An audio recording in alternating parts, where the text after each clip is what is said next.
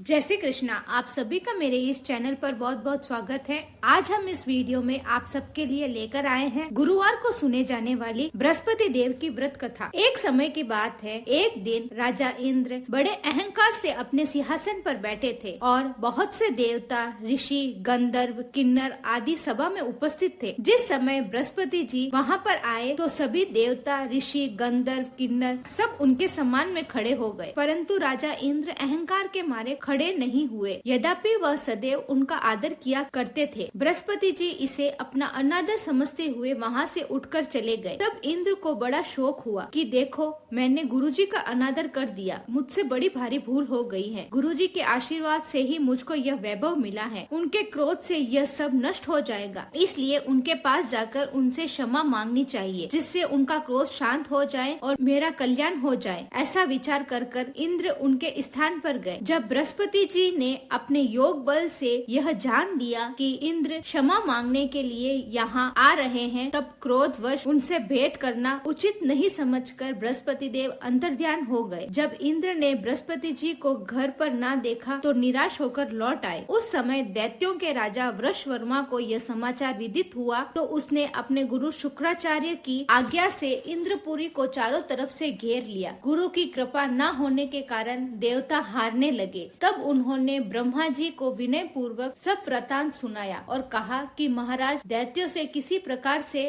हमें बचाइए। तब ब्रह्मा जी कहने लगे कि तुमने बड़ा अपराध किया है, जो गुरुदेव को क्रोधित कर दिया। अब तुम तवष्टा ब्राह्मण के पुत्र विश्वरूपा के पास जाओ, वह बड़ा ही तपस्वी और ज्ञानी है, उसे अपना पुरोहित बनाओ तो तुम्हारा कल्याण हो सकता है। यह वचन सुनते ही इंद्र तवष्ट के पास गए और बड़े विनती भाव से तवष्ट से कहने लगे कि आप हमारे पुरोहित बनने की कृपा करें, जिससे हमारा कल्याण हो। तब ऋषि ने उत्तर दिया कि पुरोहित बनने से तपोबल घट जाता है, परंतु आप बहुत विनती करते हो, इसलिए मेरा पुत्र विश्वरूपा पुरोहित बनकर आपकी रक्षा करेगा।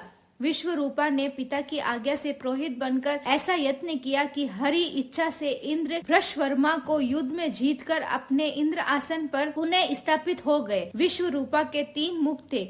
एक मुख से वह सोमपल्ली लत का रस निकालकर पीते थे, दूसरे मुख से वह मदिरा पीते थे और तीसरे मुख से अन्न आदि भोजन करते थे। इंद्र ने कुछ दिनों उपरांत कहा कि मैं आपकी कृपा से यज्ञ करना चाहता हूँ। तब विश्वरूपा की आज्ञा अनुसार यज्ञ प्रारंभ हो गया। तब एक दैत्य ने विश्वरूपा से कहा कि तुम्हारी माता दैत्य की कन्या है, इस कारण तुम्हें हमारा कल्याण करना ही होगा। हमारे कल्याण के नियमित एक आहुति दैत्यों के नाम पर भी दे दिया करो तो अति उत्तम बात है। विश्वरूपा ने उस दैत्य की बात मानकर आहुति देते समय धीरे से दैत्य का नाम भी लेने लगे। इसी कारण यज्ञ करने से भी देवताओं का तेज नहीं बढ़ा। इंद्र ने यह वृतांत जानते ही क्रोधित होकर विश्वरूपा के 3 सर काट डाले। मदिरा पान करने से भंवरा, सोमपली पीने से कबूतर और अन्न खाने से मुख से तीतर बन गए। विश्वरूपा के मरते ही इंद्र का स्वरूप ब्रह्म हत्या के प्रभाव में बदल गया। देवताओं के 1 वर्ष तक पश्चाताप करने पर ब्रह्मा जी बृहस्पति जी सहित वहां आए। उन्होंने ब्रह्म हत्या के 4 भाग किए, उनमें से 1 भाग पृथ्वी को दिया। इसी कारण कहीं कहीं धरती ऊंची नीची और बीज बोने लायक भी नहीं होती है। साथ ही ब्रह्मा जी ने यह वरदान दिया, जहां पृथ्वी में गड्ढा होगा कुछ समय पाकर स्वयं भर जाएगा। दूसरा वृक्षों को दिया, जिससे उनमें से गोंद बनकर बाहर आता है। इसी कारण गूगल के अतिरिक्त सब गोंद अशुद्ध समझे जाते हैं। वृक्षों को यह वरदान दिया कि ऊपर से सूख जाने पर भी जड़ें फूट जाती हैं। तीसरा भाग स्त्रियों को दिया।